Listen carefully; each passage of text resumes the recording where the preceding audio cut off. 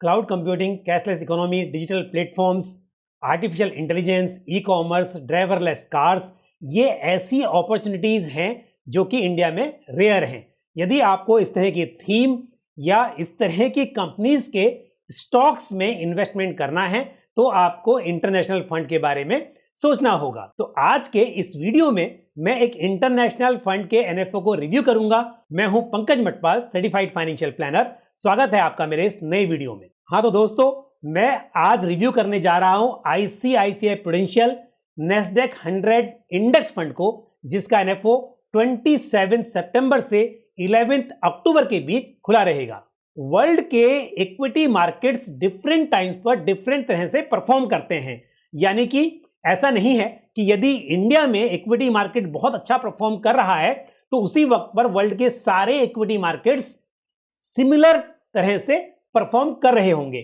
तो ऐसे में यदि आपका पोर्टफोलियो डाइवर्सिफाइड हो, मतलब कि आप ऐसे म्यूचुअल फंड में तो इन्वेस्टमेंट कर ही रहे हो जिनका इन्वेस्टमेंट डोमेस्टिक कंपनीज में है, साथ ही यदि आपके पोर्टफोलियो में एक दो इंटरनेशनल फंड्स हो तो इससे लंबे वक्त में आप और भी बेहतर रिटर्न्स की उम्मीद कर सकते हैं। साथ ही जब आप इंटरनेशनल फंड में इन्वेस्टमेंट करते हैं तो डॉलर जिस तरह से एप्रिसिएट होता है उसका बेनिफिट भी आपको आपके पोर्टफोलियो में दिखाई देता है। 1947 में $1 1 के बराबर था और आज यदि हम बात करें तो $1 लगभग 75 रुपए के आसपास है।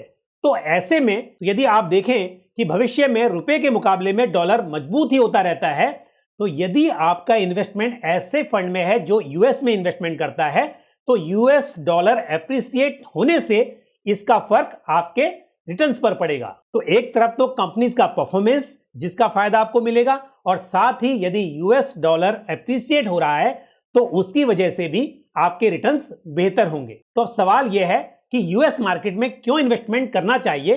तो एक तो है डाइवर्सिफिकेशन के लिए, दूसरी बात जो बड़े ब्रांड्स हैं वो यूएस में लिस्टेड हैं, और साथ ही यूएस की जो मार्केट है वो बहुत मैच्योर है, वेल डेवलप्ड है, और साथ ही जो वर्ल्ड का टोटल इक्विटी मार्केट है उसमें सबसे बड़ा शेयर यूएस मार्केट का है। जो ग्लोबल मार्केट कैपिटलाइजेशन है उसमें 59% हिस्सेदारी सिर्फ यूएस इक्विटी मार्केट की है। दोस्तों, यदि आप आंकड़ों पर ध्यान दें तो नेस्डेक 100 का मार्केट कैप एज ऑन 31 अगस्त 2021 $18,554 बिलियन US का है, और जबकि निफ्टी 50 TRI इंडेक्स का जो मार्केट कैप है ऑन द सेम डेट यानी कि 31 अगस्त 2021 को वो $1,852 बिलियन US का है। तो आप फर्क देख सकते हैं, एक तरफ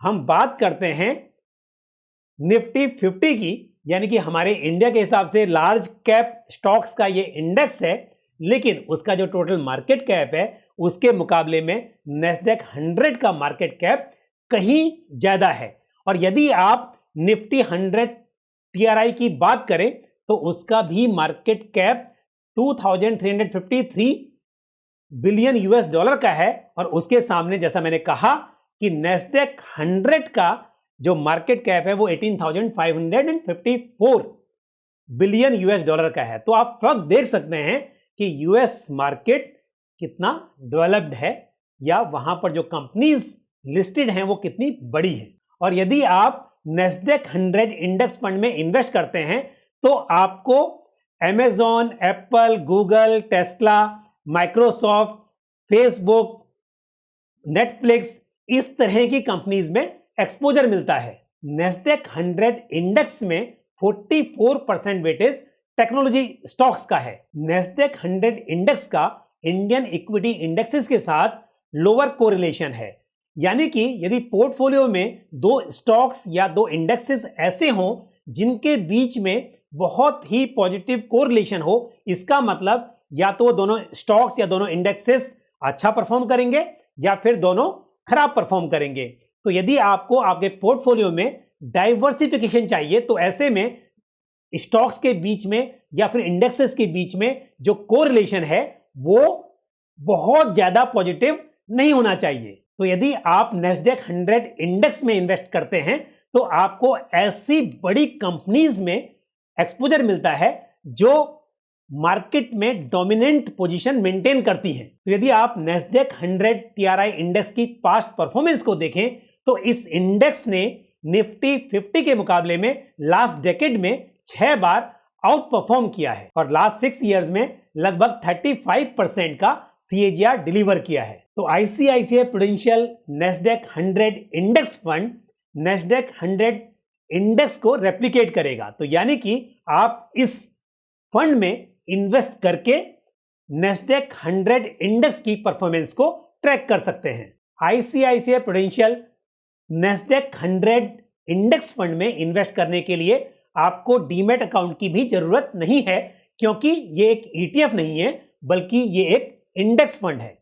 इस स्कीम में इन्वेस्टमेंट की शुरुआत मिनिमम 1000 रुपीज से की जा सकती है या फिर 1 रुपी के मल्टीपल्स में उसे बढ़ाया जा सकता है। एडिशनल परचेस मिनिमम 500 रुपीज या 1 रुपी के मल्टीपल्स में बढ़ाकर किया जा सकता है। स्कीम में 100 रुपीज की छोटी सी अमाउंट से भी SIP की शुरुआत की जा सकती है।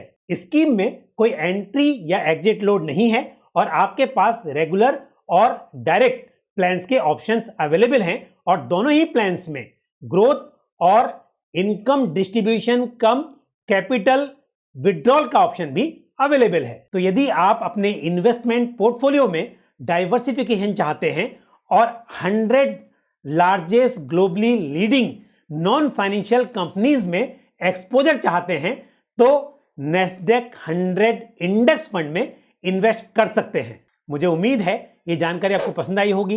वीडियो को लाइक करना ना भूलें और साथ ही अधिक से अधिक इसको शेयर भी करें और कमेंट बॉक्स में आप अपने सवाल या सुझाव पूछ सकते हैं।